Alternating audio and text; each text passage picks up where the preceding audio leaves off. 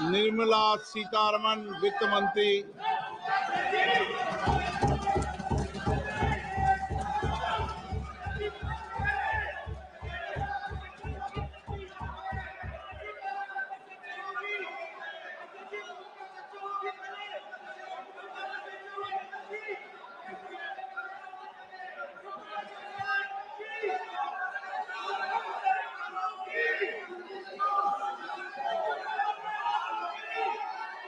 Notice दे दो। सदस्यगण, budget के बाद राज्यपाल अभिभाषण में आपको पर्याप्त अवसर दूंगा। मेरा आपसे निवेदन है, नहीं माननीय अखिलेश जी, आपने संसद की मर्यादा को आप बना के रखें। कभी बजट भाषण के अंदर इस तरीके का नहीं हुआ, ये उचित नहीं है, ये उचित नहीं है। अखिलेश जी प्लीज, मैं आपको मौका दूंगा राज्यपाल अभिभाषण पे, प्लीज। नो, ये तरीका ठीक नहीं है। No,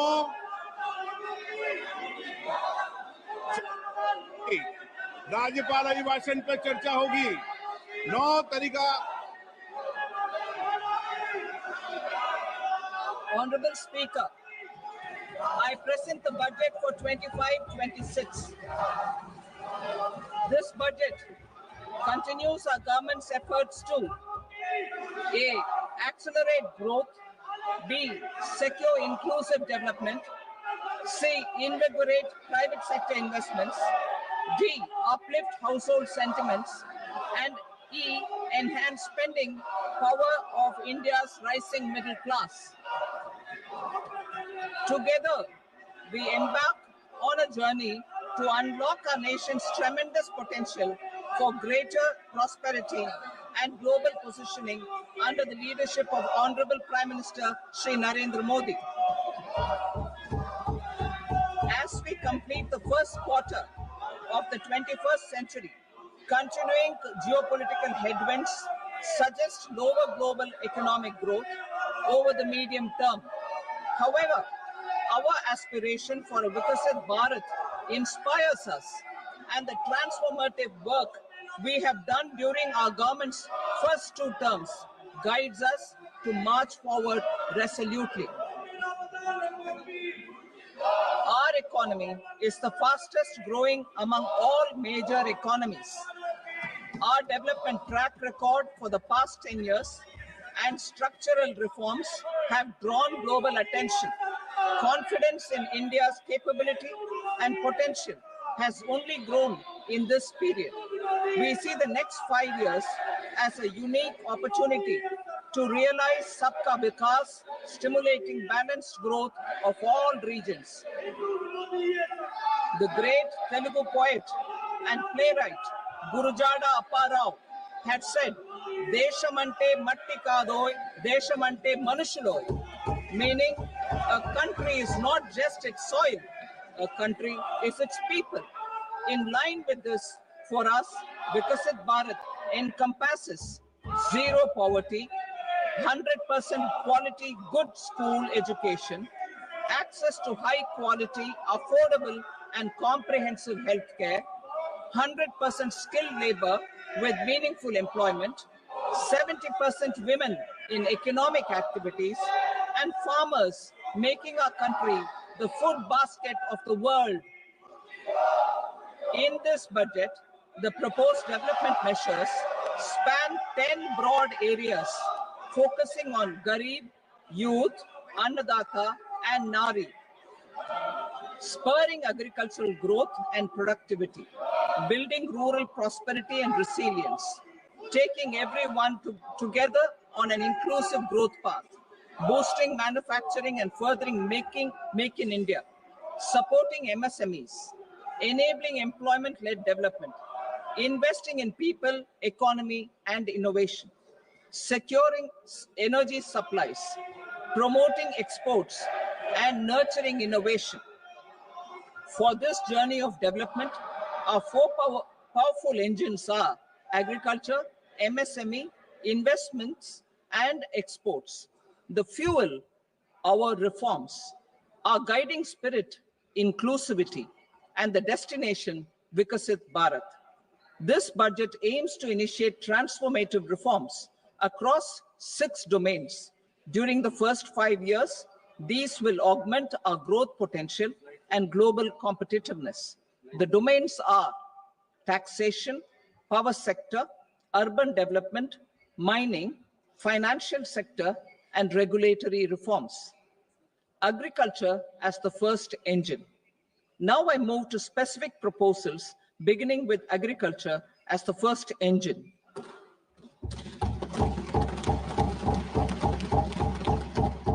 Prime Minister Dhan Dhanya Krishi Yojana, developing agri-districts program. Motivated by the success of the aspirational district program, our government will undertake a Prime Minister Dhan Dhanya Krishi Yojana in partnership with states. Through the convergence of existing schemes and specialized measures, the program will cover 100 districts with low productivity, moderate crop intensity, and below average credit parameters. It aims to 1. Enhance agricultural productivity, 2. Adopt crop diversification and sustainable agricultural practices, 3. Augment post-harvest storage at the panchayat and block level, 4. Improve irrigation facilities, and 5. Facilitate availability of long-term and short-term credit. This program is likely to help 1.7 crore farmers. Building rural prosperity and resilience. A comprehensive multi-sectoral rural prosperity and resilience program will be launched in partnership with the states. This will address underemployment in agriculture through skilling, investment, technology, and invigorating the rural economy. The goal is to generate ample opportunities in rural areas so that migration is an option but not a necessity. The program will focus on rural women, young farmers, rural youth, marginal and small farmers, and landless families. The details are in Annexure A. Domestic best practices will be incorporated, and appropriate technical and financial assistance will be sought from multilateral development banks. In phase 1, 100 developing agri-districts will be covered. Atmanirbharta in pulses. Our government is implementing the National Mission for Edible Oilseed for achieving Atmanirbharta in edible oils. Our farmers have the capability to grow enough for our needs and more. 10 years ago, we made concerted efforts and succeeded in achieving near self-sufficiency in pulses. Farmers responded to the need by increasing the cultivated area by 50%, and government arranged for procurement and remunerative prices. Since then, with rising incomes and better affordability, our consumption of pulses has increased significantly. Our government will now launch a 6-year mission for Atmanirbharta in pulses with a special focus on Tuar, Urad, and Masoor. Details are in Annexure B. Central agencies such as NAFED and NCCF will be ready to procure these 3 pulses as much as offered during the next 4 years from farmers who register with these agencies and enter into agreements. Comprehensive program for vegetables and fruits. It is encouraging that our people are increasingly becoming aware of their nutritional needs. It is a sign of a society becoming healthier. With rising income levels, the consumption of vegetables, fruits, and Shri Anna is increasing significantly. A comprehensive program to promote production, efficient supplies, processing, and remunerative prices for farmers will be launched in partnership with the states. Appropriate institutional mechanisms for implementation and participation of farmer producer organizations and cooperatives will be set up. Makhana board in Bihar. For this, there is a special opportunity for the people of Bihar. A Makhana board will be established in the state to improve production, processing, value addition, and marketing of Makhana. The people engaged in these activities will be organized into FPOs. The board will provide hand-holding and training support to Makhana farmers and will also work to ensure they receive the benefits of all relevant government schemes. A national mission on high-yielding seeds will be launched, aimed at 1. Strengthening research ecosystem, 2. Targeted development and propagation of seeds with high yield, pest resistance, and climate resilience, and 3. Commercial availability of more than 100 seed varieties released since July 2024. India ranks second largest globally in fish production and aquaculture. Seafood exports are valued at 60,000 crore rupees. To unlock the untapped potential of the marine sector, our government will bring in an enabling framework for sustainable harnessing of fisheries from Indian exclusive economic zone and high seas, with a special focus on the Andaman and Nicobar and Lakshadweep Islands. For the benefit of lakhs of cotton growing farmers, I am pleased to announce a mission for cotton productivity. This 5-year mission will facilitate significant improvements in productivity and sustainability of cotton farming and promote extra long staple cotton varieties. The best of science and technology support will be provided to farmers. Aligned with our integrated 5F vision for the textile sector, this will help in increasing incomes of the farmers and ensure a steady supply of quality cotton for rejuvenating India's traditional textile sector. Kisan credit cards facilitate short-term loans for 7.7 crore farmers, fishermen, and dairy farmers. The loan limit under modified interest subvention scheme will be enhanced from 3 lakh rupees to 5 lakh rupees for loans taken through the KCC. For Atmanirbharta in urea production, our government had reopened 3 dormant urea plants in the eastern region. To further augment urea supply, a plant with annual capacity of 12.7 lakh metric tons will be set up at Namrup in Assam.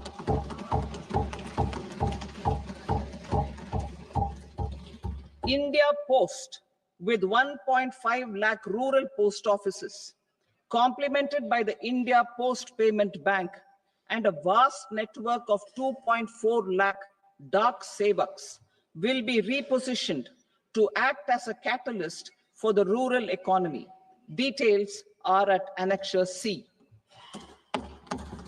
India Post will also be transformed as a large public logistics organization.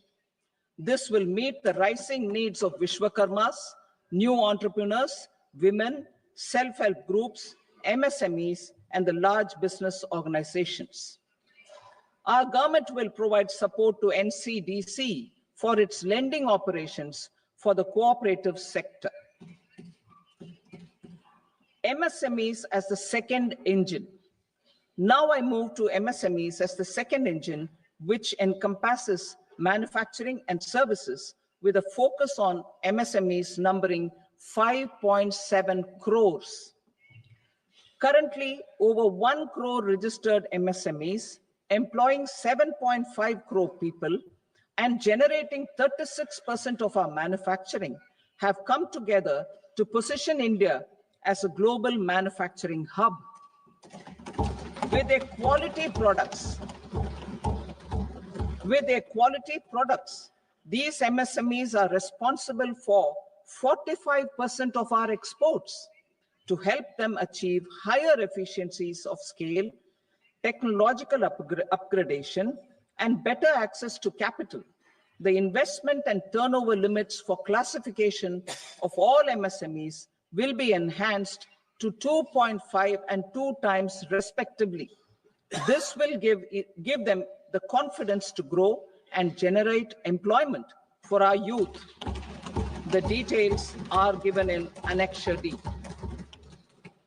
To improve access to credit, the credit guarantee cover will be enhanced. First, for micro and small enterprises from 5 crore to 10 crore rupees, leading to additional credit of 1.5 lakh crores in the next 5 years. Second, for startups from 10 crore rupees to 20 crore rupees, with the guarantee fee being moderated to 1% for loans in 27 focus sectors, which are important for Atmanirbhar Bharat. And for well-run exporter MSMEs, for term loans up to 20 crore rupees. Also for the micro enterprises, we will introduce customized credit cards with a 5 lakh rupee limit for micro enterprises registered on Udyam portal. In the first year, 10 lakh such cards will be issued. Fund of funds for startups. The alternate investment fund, AIFs, for startups have received commitments of more than 91,000 crores rupees. These are supported by the fund of funds set up with the Government of India's contribution of 10,000 crore rupees. Now, a new fund of funds with expanded scope and a fresh contribution of another 10,000 crore rupees will be set up. A new scheme will be launched for 5 lakh women, scheduled castes and scheduled tribes, first-time entrepreneurs. This will provide term loans up to 2 crore rupees during the next 5 years. The scheme will incorporate lessons from the successful Stand Up India scheme.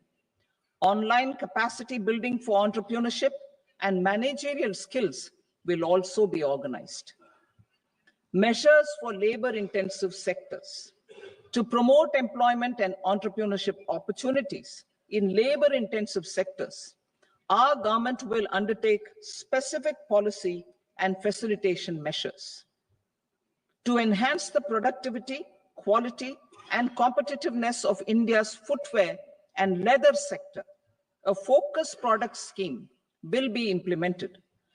The scheme will support design capacity, component manufacturing, and machinery required for production of non-leather quality footwear, besides the support for leather footwear and products. The scheme is expected to facilitate employment for 22 lakh persons, generate over 4 lakh crore rupees, and exports of over 1.1 lakh crore rupees. Measures for the toys sector. Building on the National Action Plan for Toys, we will implement a scheme to make India a global hub for toys. The scheme will focus on development of clusters, skills, and a manufacturing ecosystem that will create high quality, unique, innovative, and sustainable toys that will represent the Made in India brand. Support for food processing. In line with our commitment towards Purvodaya, we will establish a National Institute of Food Technology, Entrepreneurship, and Management in Bihar. The institute will provide a strong fillip to food processing activities in the entire eastern region. This will result in 1. Enhanced income for the farmers through value addition to their produce, and 2. Skilling entrepreneurship and employment opportunities for the youth. Manufacturing mission, furthering Make in India. Our government will set up a national manufacturing mission covering small, medium, and large industries for furthering Make in India by providing policy support, execution roadmaps, governance, and monitoring framework for central ministries and states. Details are in Annexure E. Given our commitment to climate-friendly development, the mission will also support clean tech manufacturing. This will aim to improve domestic value addition and build our ecosystem for solar PV cells, EV batteries, motors and controllers, electrolyzers, wind turbines, very high voltage transmission equipment, and grid scale batteries. Investment as the third engine. Now I move to investment as the third engine, which encompasses investing in people, investing in the economy, and investing in innovation. Investing in people. Saksham Anganwadi and Poshan 2.0. Saksham Anganwadi and Poshan 2.0 program provides nutritional support to more than 8 crore children, 1 crore pregnant women and lactating mothers all over the country, and about 20 lakh adolescent girls in aspirational districts and the Northeast region. The cost norms for these nutritional support will be enhanced appropriately. Atal Tinkering Labs. 50,000 Atal Tinkering Labs will be set up in government schools in the next 5 years to cultivate the spirit of curiosity and innovation and foster a scientific temper among young minds. Broadband connectivity to government secondary schools and PHCs. Broadband connectivity will be provided to all government secondary schools and primary health centers in rural areas under the BharatNet project. Bharatiya Bhasha Pustak Scheme. We propose to implement a Bharatiya Bhasha Pustak scheme to provide digital form Indian language books for schools and for higher education. This aims to help students understand their subjects better and in their language. National Centers of Excellence for Skilling. Building on the initiative announced in the July 24 budget, 5 national centers of excellence for skilling will be set up with global expertise and partnerships to equip our youth with the skills required for Make for India, Make for the World manufacturing. The partnership will cover curriculum design, training of trainers, and a skills certification framework and periodic reviews. Expansion of capacity in IITs. Total number of students in 23 IITs has increased 100% from 65,000 to 1.35 lakh in the past 10 years.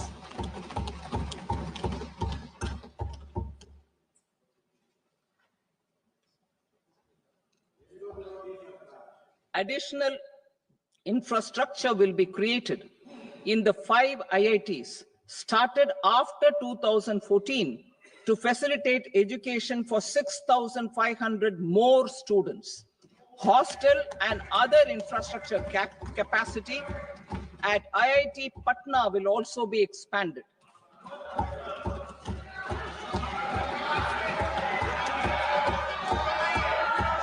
Center of Excellence.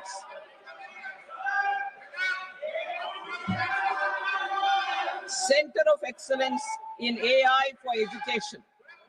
I had announced 3 centers of excellence in artificial intelligence for agriculture, health, and sustainable cities in 2023.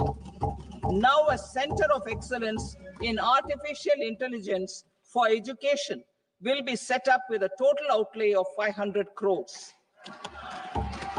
Expansion of medical education. Our government has added almost 1.1 lakh undergraduate and postgraduate medical education seats in 10 years, an increase of 130%. In the next year, 10,000 additional seats will be added in medical colleges and hospitals towards the goal of adding 75,000 seats in the next 5 years. Daycare cancer centers in all district hospitals. Our government will facilitate setting up of daycare cancer centers in all district hospitals in the next 3 years. 200 centers will be established in 25-26 itself. Strengthening urban livelihoods. Our government has been giving priority to assisting urban poor and vulnerable groups.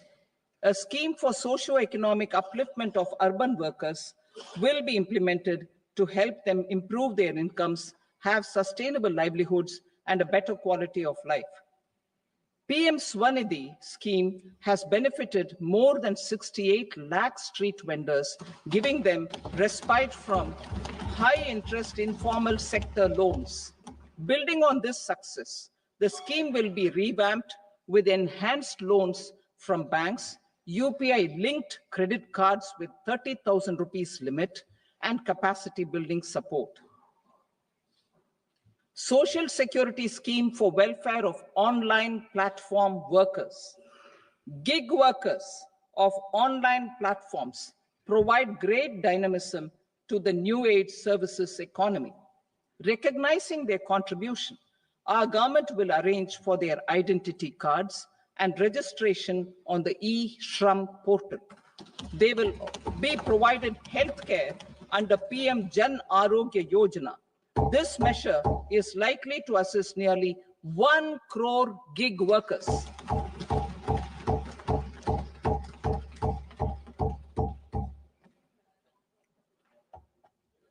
Investing in the economy. Public-private partnership in infrastructure. Each infrastructure-related ministry will come up with a 3-year pipeline of projects that can be implemented in PPP mode. States will also be encouraged to do so and can seek support from the India Infrastructure Project Development Fund, which is a scheme to prepare PPP proposals. Support to states for infrastructure. An outlay of 1.5 lakh crore is proposed for the 50-year interest-free loans to states for capital expenditure and incentives for reforms.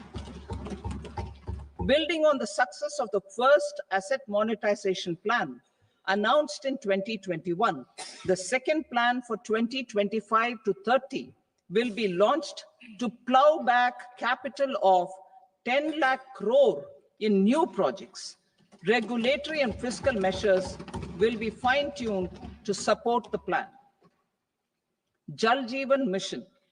Since 2019, 15 crore households representing 80% of India's rural population have been provided access to portable tap water connections. To achieve 100% coverage, I am pleased to announce the extension of this mission until 2028 with an enhanced total outlay. The mission's focus will be on the quality of infrastructure and O&M of rural piped water supply schemes through Jan Bhagidari.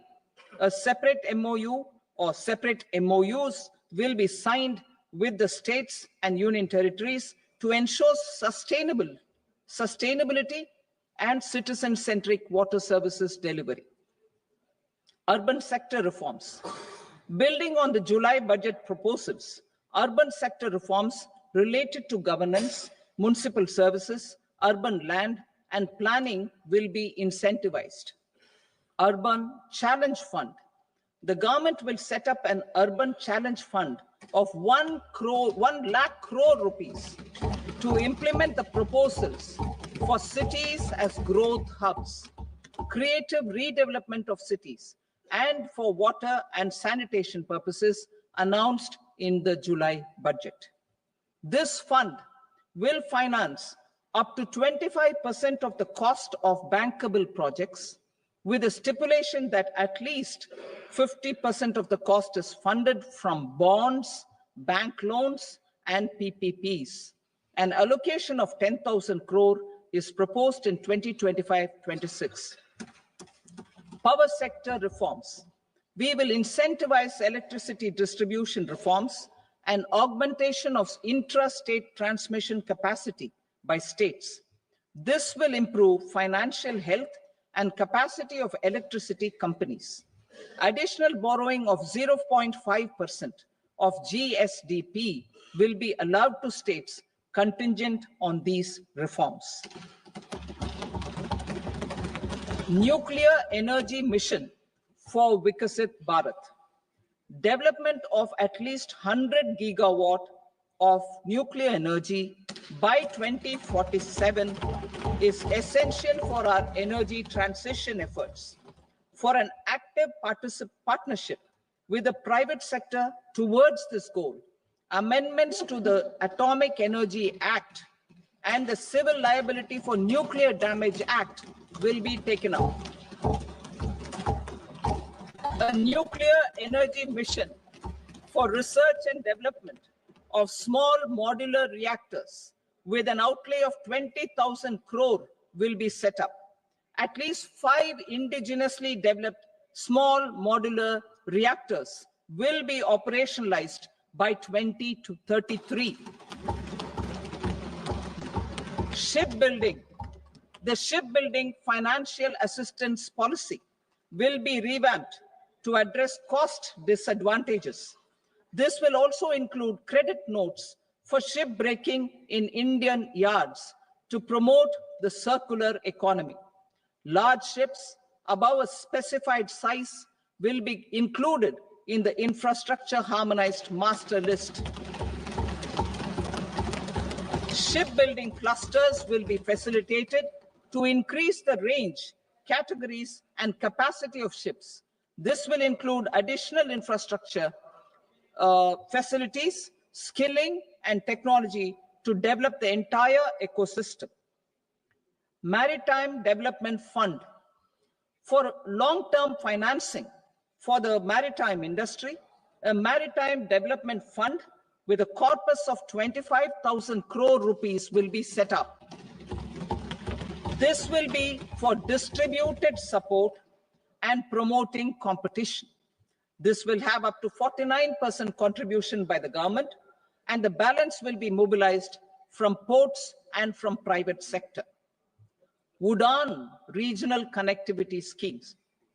UDAN has enabled 1.5 crore middle-class people to meet their aspirations for speedier travel. The scheme has connected 88 airports, and operationalized 619 routes. Inspired by that success, a modified UDAN scheme will be launched to enhance regional connectivity to 120 new destinations and carry 4 crore passengers in the next 10 years. 4 crore additional passengers in the next 10 years. The scheme will also support helipads and smaller airports in hilly, aspirational, and northeast regional districts. Greenfield airports will be facilitated in Bihar to meet the future needs of the state. These will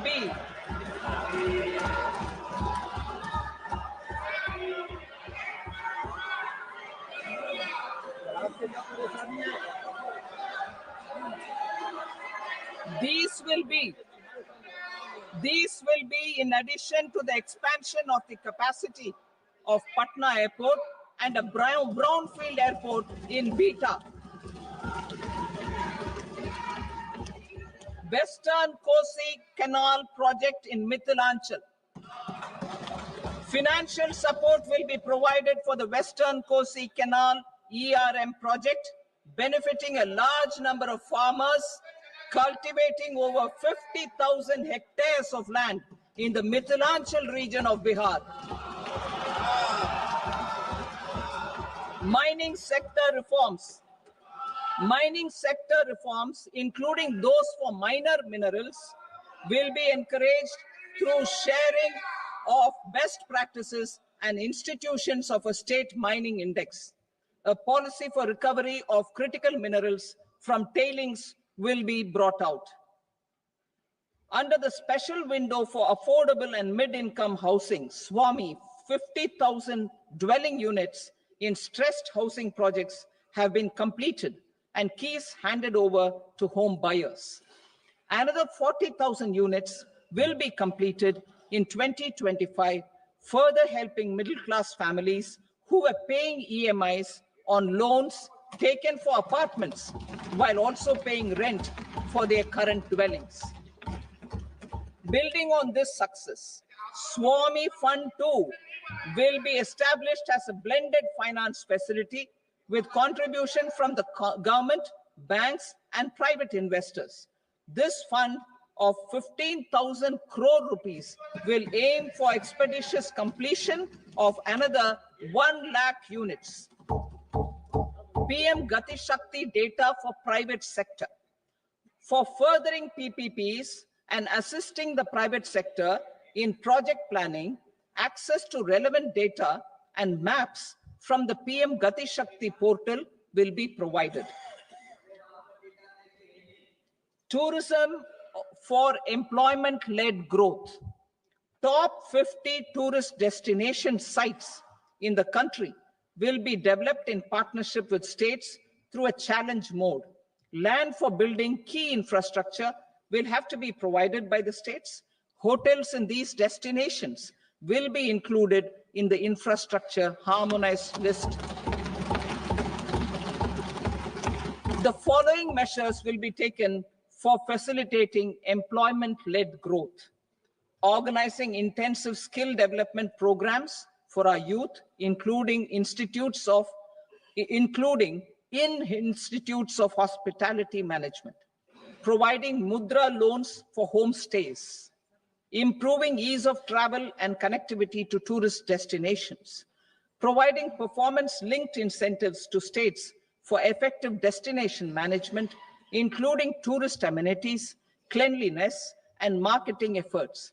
And introducing streamlined e-visa facilities along with visa fee waivers for certain tourist groups. Continuing with the emphasis on places of spiritual and religious significance in the July budget, there will be a special focus on destinations related to the life and times of Lord Buddha. Medical tourism and heal in India. Medical tourism and heal in India will be promoted in partnership with the private sector, along with capacity building and easier visa norms. Investing in innovation. To implement private sector-driven research, development, and innovation initiatives announced in the July budget, I am now allocating 20,000 crore rupees for this purpose. A deep tech fund of funds will also be explored to catalyze the next generation startups as a part of this initiative. In the next 5 years, under the PM Research Fellowship Scheme, we will provide 10,000 fellowships for technological research in IITs and IISc with enhanced financial support. The second gene bank with 10 lakh germplasm lines will be set up for future food and nutritional security. This will provide conservation support to both public and private sectors for genetic resources. We will start a national geospatial mission to develop foundational geospatial infrastructure and data. Using PM Gati Shakti, this mission will facilitate modernization of land records, urban planning, and design of infrastructure projects. A Gyan Bharatam mission for survey, documentation, and conservation of our manuscript heritage with academic institutions, museums, libraries, and private collectors will be undertaken to cover more than 1 crore manuscripts. We will set up a national digital repository of Indian knowledge systems for knowledge sharing. Now I move to exports as the fourth engine. We will set up an export promotion mission with sectoral and ministerial targets driven jointly by the Ministries of Commerce, MSME, and Finance. It will facilitate easy access to export credit, cross-border factoring support, support to MSMEs to tackle non-tariff measures in overseas markets. A digital public infrastructure, Bharat Trade Net, for international trade will be set up as a unified platform for trade documentation and financing solutions. This will complement the Unified Logistics Interface platform. The BTN will be aligned with international practices. Support will be provided to develop domestic manufacturing capacities for our economy's integration with global supply chains. Sectors will be identified based on objective criteria. Facilitation groups with participation of senior officers and industry representatives will be formed for select products and supply chains. Through this, there are huge opportunities related to Industry 4.0, which needs high skills and talent. Our youth have both. Our government will support the domestic electronic equipment industry to leverage this opportunity for the benefit of our youth. A national framework will be formulated as guidance to states for promoting global capability centers in emerging Tier 2 cities. This will suggest measures for enhancing availability of talent and infrastructure, building bylaw reforms, and mechanisms for collaboration with industry. Our government will facilitate upgradation of infrastructure and warehousing for air cargo, including high-value perishable horticultural produce. Cargo screening and customs protocol will be streamlined and made user-friendly. Reforms as the fuel. Over the past 10 years, our government has implemented several reforms for convenience of taxpayers, such as faceless assessment, 2, taxpayer charter, 3, faster returns, 4, almost 99% returns being on self-assessment, and 5, Vivad Se Vishwas scheme.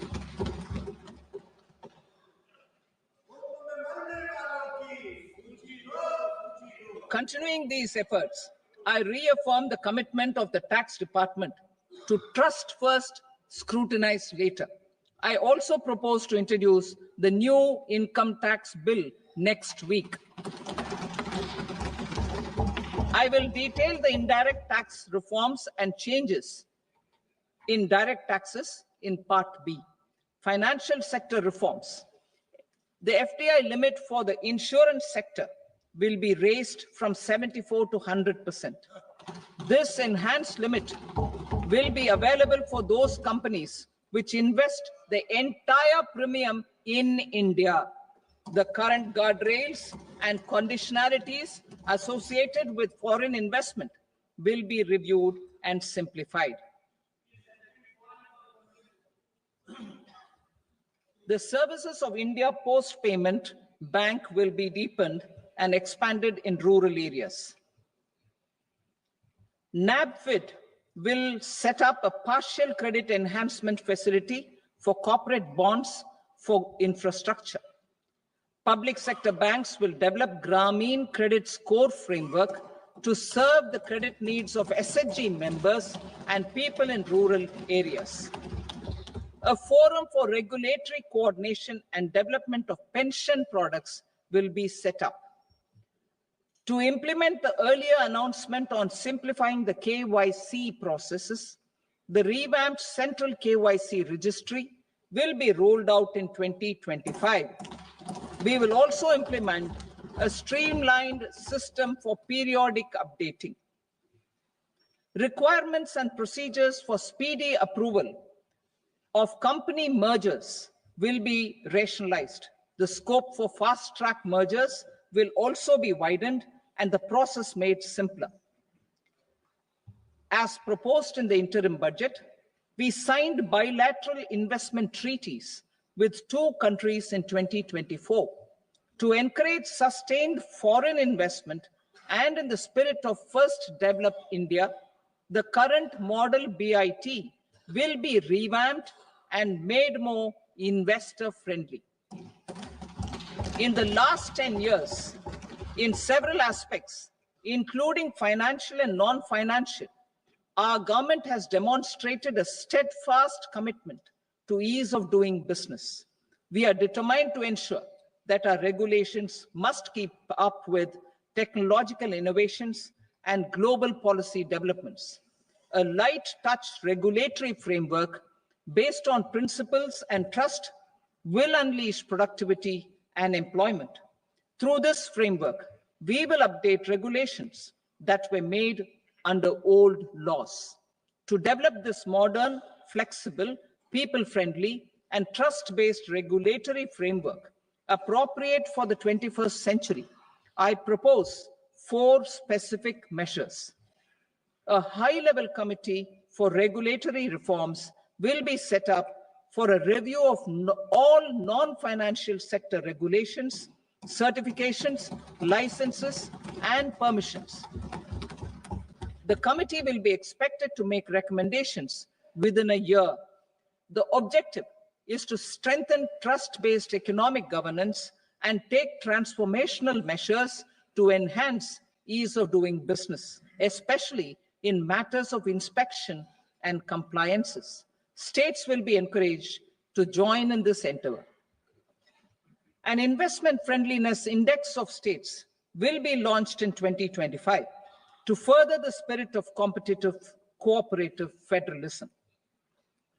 Under the Financial Stability and Development Council, a mechanism will be set up to evaluate impact of the current financial regulations and subsidiary instructions. It will also formulate a framework to enhance their responsiveness and development of the financial sector.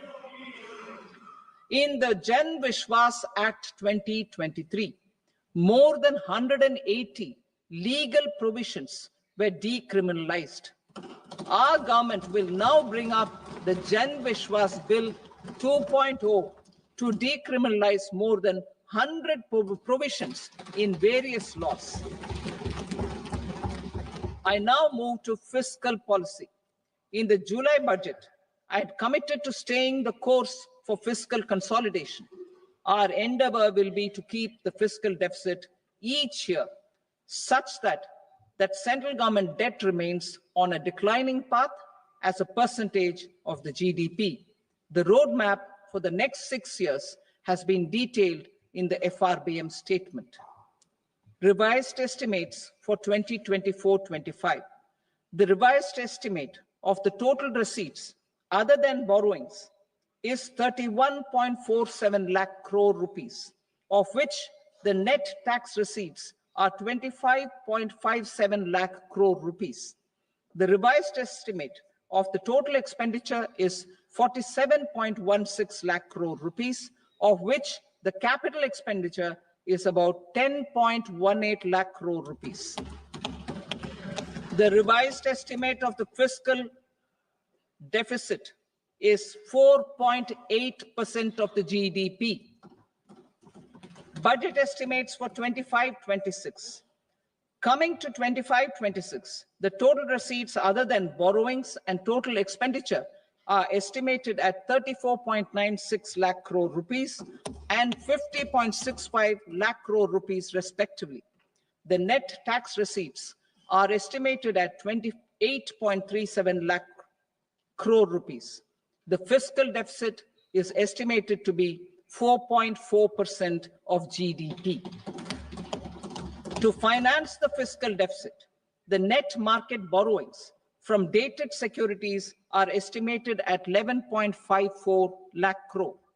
The balance financing is expected to come from small savings and other sources. The gross market borrowings are estimated at 14.82 lakh crore rupees. I will now move to Part B. Indirect taxes. My proposals relating to customs aim to rationalize tariff structure and address duty inversion. These will also support domestic manufacturing and value addition, promote exports, facilitate trade, and provide relief to common people. Rationalization of customs tariff structure for industrial goods. As a part of comprehensive review of customs rate structure announced in July 2024 budget, I propose to 1. Remove 7 tariff rates. This is over and above the 7 tariff rates removed in 23-24 budget. After this, there will be only 8 remaining tariff rates, including 0 rate. 2. Apply appropriate cess to broadly maintain effective duty incidence, except on a few items where such incidence will reduce marginally. 3. Levy not more than 1 cess or surcharge. Therefore, I propose to exempt social welfare surcharge on 82 tariff lines that are subject to a cess. I shall now take up sector-specific proposals. To provide relief to patients, particularly those suffering from cancer, rare diseases, and other severe chronic diseases, I propose to add 36 life-saving drugs and medicines to the list of medicines fully exempted from basic custom duty.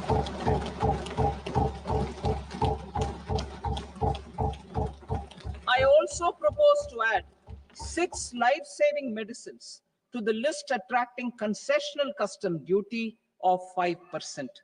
Full exemption and concessional duty will also respectively apply on the bulk drugs for manufacture of the above. Specified drugs and medicines under patient assistance programs run by the pharmaceutical companies are fully exempt from BCD, provided the medicines are supplied free of cost to the patients. I propose to add 37 more medicines along with 13 new patient assistance programs. Support to domestic manufacturing and value addition. Critical minerals. In the July 2024 budget, I had fully exempted BCD on 25 critical minerals that are not domestically available. I had also reduced BCD of 2 other such minerals to provide a major fillip to their processing, especially by MSMEs. Now, I propose to fully exempt cobalt powder and waste, the scrap of lithium-ion battery, lead, zinc, and 12 more critical minerals. This will help secure their availability for manufacturing in India and promote more jobs for our youth. To promote domestic production of technical textile products such as agro-textiles, medical textiles, and geotextiles at competitive prices, I propose to add 2 more types of shuttle-less looms to the list of fully exempted textile machinery. I also propose to revise the BCD rate on knitted fabrics covered by 9 tariff lines from 10 or 20 to 20% or 115 rupees per kg, whichever is higher. Electronic goods. In line with our Make in India policy and to rectify inverted duty structure, I propose to increase the BCD on interactive flat panel display from 10% to 20% and reduce the BCD to 5% on open cell and other components. In 23-24 budget, for the manufacture of open cells of LCD, LED TVs, I had reduced the BCD on parts of open cells from 5% to 2.5%. To further boost the manufacture of such open cells, the BCD on these parts will now stand exempted. Lithium-ion battery. To the list of exempted capital goods, I propose to add 35 additional capital goods for EV battery manufacturing and 28 additional capital goods for mobile phone battery manufacturing. This will boost domestic manufacture of lithium-ion batteries, both for mobile phones and for electric vehicles. Shipping sector. Considering that shipbuilding has a long gestation period, I propose to continue the exemption of BCD on raw materials, components, consumables, or parts for the manufacture of ships for another 10 years.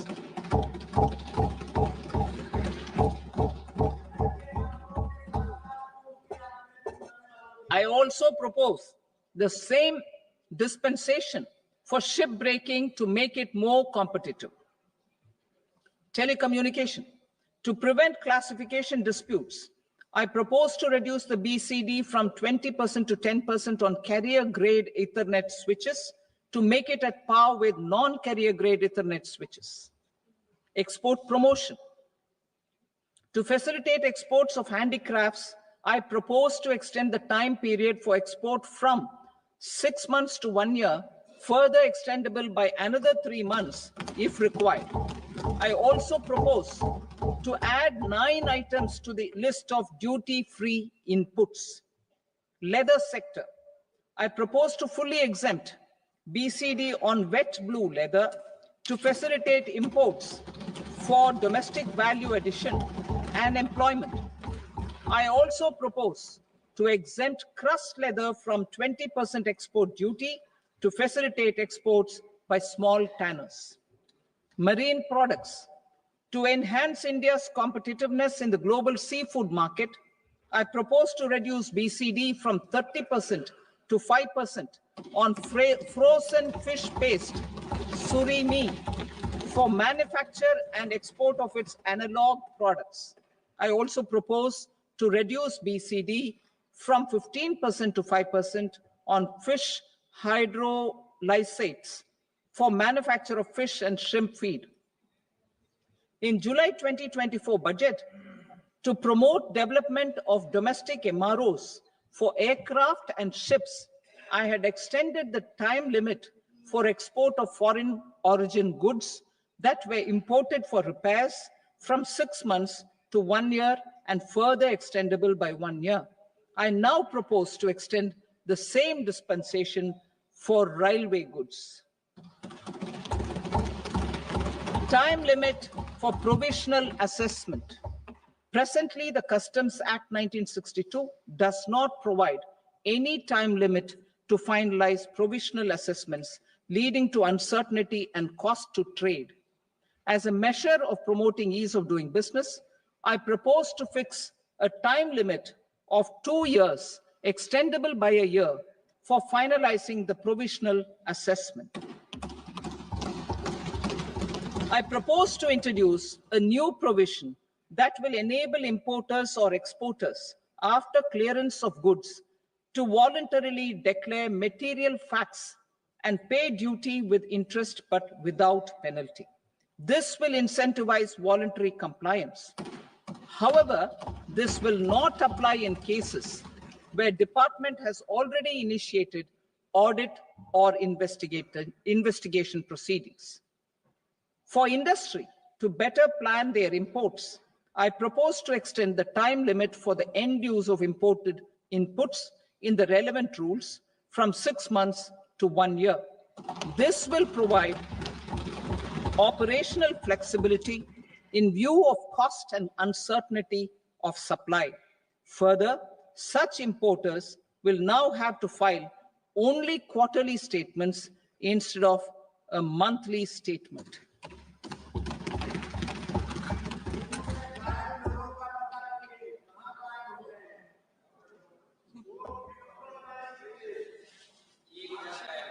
I now come to my direct tax proposals. In Part A, I have briefly underlined taxation reforms as one of key reforms to realize our vision of Vikasit Bharat.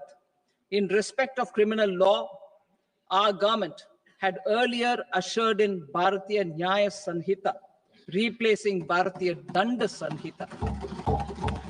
I am happy to inform this August House and the country that for new income tax bill will carry forward the same spirit of Nyaya in its drafting as well. The new bill will be clear and direct in text, with close to half of the present law in terms of both chapters and words. It will be simple to understand for taxpayers and tax administrators, leading to tax certainty and reduced litigation. Reforms, however, are not a destination. They are means to achieve good governance for our people and economy. Providing good governance primarily involves being responsive.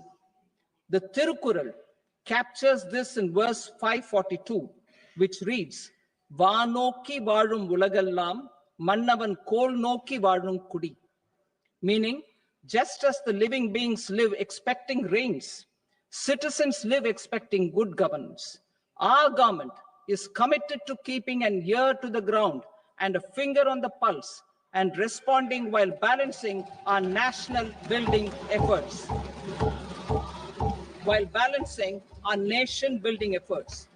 The following measures will detail just how our government will, under the guidance of PM Modi, has taken steps to understand and address.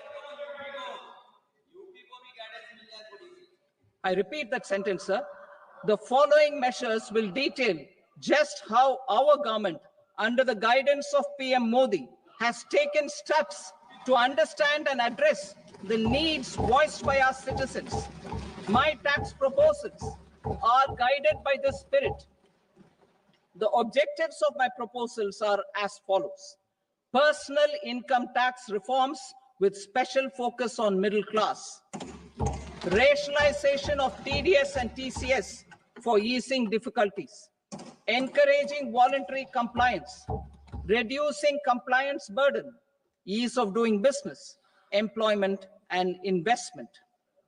I will come to my proposal on personal income tax towards the end. TDS and TCS, rationalization for easing difficulties. I propose to rationalize tax deduction at source, TDS, by reducing the number of rates and thresholds above which TDS is deducted. Further, threshold amounts for tax deduction will be increased for better clarity and uniformity. The limit for tax deduction on interest for senior citizens is being doubled from the present 50,000 rupees to 1 lakh rupees. Similarly, the annual limit of 2.40 lakh rupees for TDS on rent is being increased to 6 lakh rupees. This will reduce the number of transactions liable to TDS, thus benefiting small taxpayers receiving small payments. The threshold to collect tax at source, the TCS, on remittances under RBI's liberalized remittance scheme, the LRS, is proposed to be increased from 7 lakh to 10 lakhs. I also propose to remove TCS on remittances for education purposes, where such remittances is out of a loan taken from a specified financial institution. Both TDS and TCS are being applied on any transaction related to sale of goods. To prevent such compliance difficulties, I propose to omit the TCS. I also propose that the provisions of the higher TDS deduction will now apply only in non-PAN cases. In July 2024, the delay for payment of TDS up to the due date of filing statement was decriminalized. I propose to provide the same relaxation to TCS provisions as well. The government under the leadership of Prime Minister Modi believes in Sabka Saath, Sabka Vikas, Sabka Vishwas, and Sabka Prayas. In line with this, we brought in updated return facility in 2022 for voluntary compliance by taxpayers who had omitted to report their correct income. Our trust in taxpayers was proved right. Nearly 90 lakh taxpayers voluntarily updated their incomes by paying additional tax. Taking this trust further, I now propose to extend the time limit to file updated returns for any assessment year from the current limit of 2 years to 4 years. I propose to reduce the compliance burden for small charitable trusts and institutions by increasing their period of registration from 5 years to 10 years. It is also proposed that disproportionate consequences do not arise for minor defaults, such as incomplete applications filed by charitable entities. Presently, taxpayers can claim the annual value of self-occupied properties as nil only on the fulfillment of certain conditions.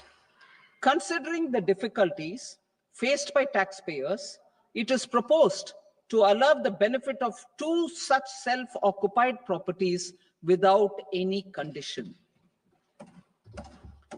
To streamline the process of transfer pricing and to provide an alternative to yearly examination, I propose to introduce a scheme for determining arm's length price of international transaction for a block period of 3 years. This will be in line with global best practices.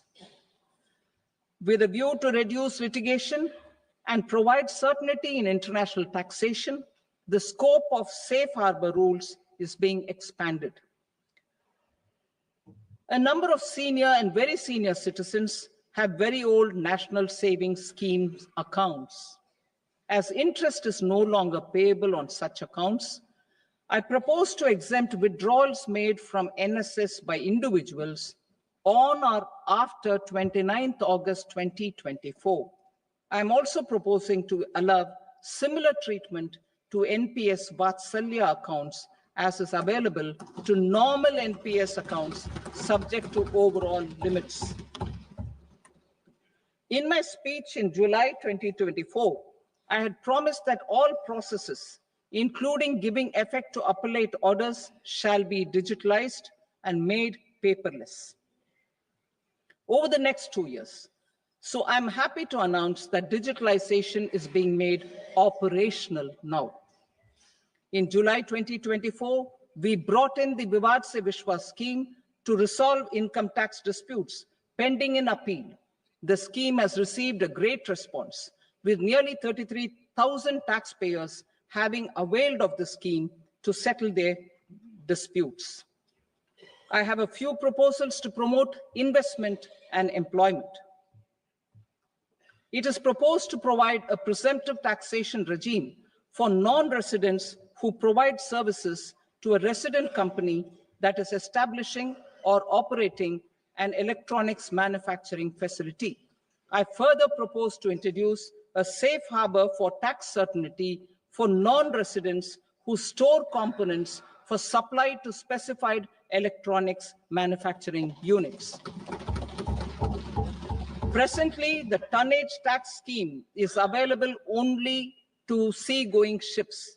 The benefits of existing tonnage tax scheme are proposed to be extended to inland vessels registered under the Indian Vessels Act 2021 to promote inland water transport in the country.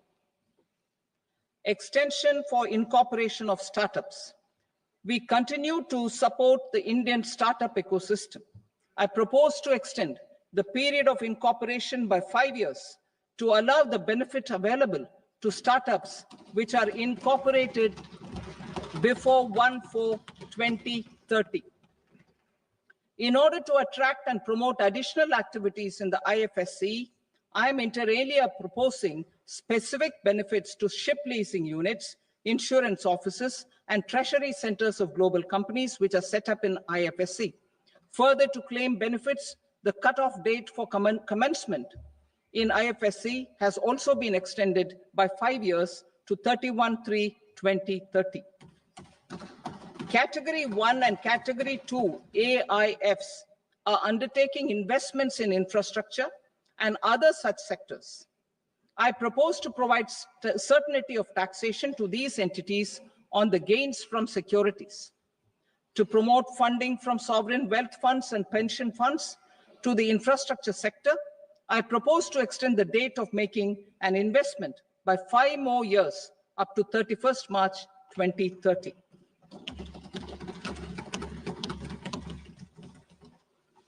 Personal income tax reforms with special focus on middle class. Democracy, demography, and demand are the key support pillars in our journey towards Vikasit Bharat. The middle class provides strength for India's growth. This government, under the leadership of Prime Minister Modi, has always believed in the admirable energy and ability of the middle class in nation building. In recognition of their contribution,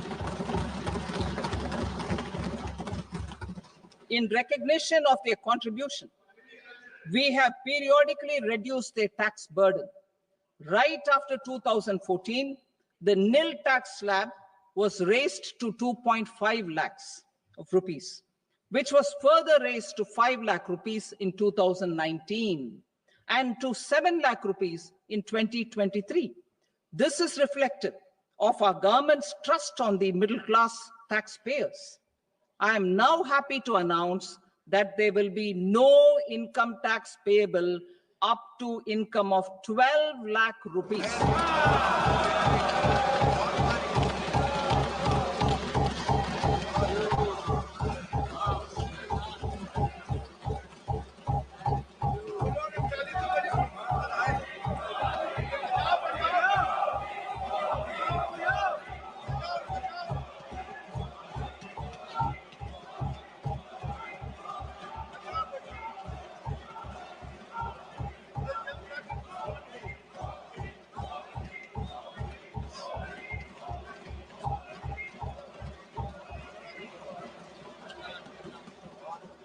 So, average income of 1 lakh per month, other than the special rate income such as capital gains, under the new regime. This limit will be 12.75 lakh for salaried taxpayers due to the standard deduction of 75,000. Slabs and rates are being changed across the board to benefit all taxpayers. The new structure will substantially reduce the taxes of the middle class and leave more money in their hands, boosting household consumption, savings, and investment. In the new tax regime, I propose to revise tax rate structures as follows: 0 to 4 lakh rupees nil, 4.8 lakh rupees to 4 to 8 lakh rupees 5%, 8 to 12 lakh rupees 10%, 12 to 16 lakh rupees 15%, 16 to 20 lakh rupees 20%, 20 to 24 lakh rupees 25%, and above 24 lakh rupees 30%. To taxpayers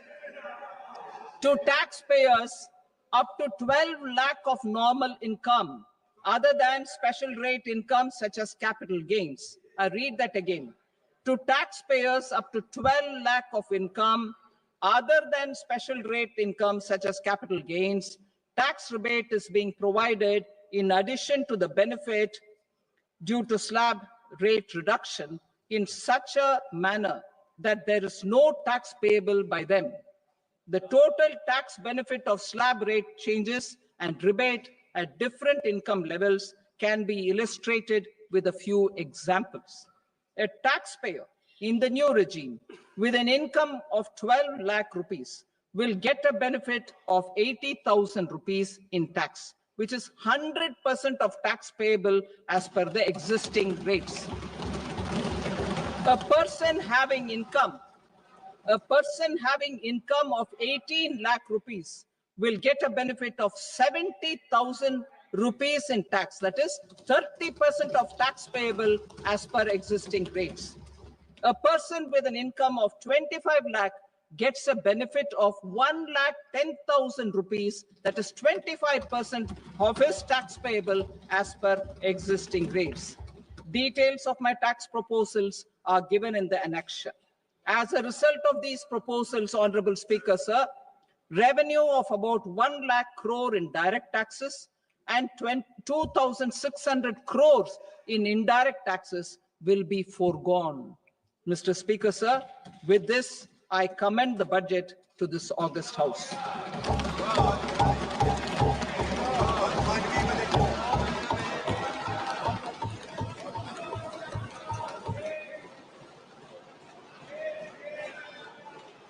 Item number 2, Srimati Nirmala Sitharaman.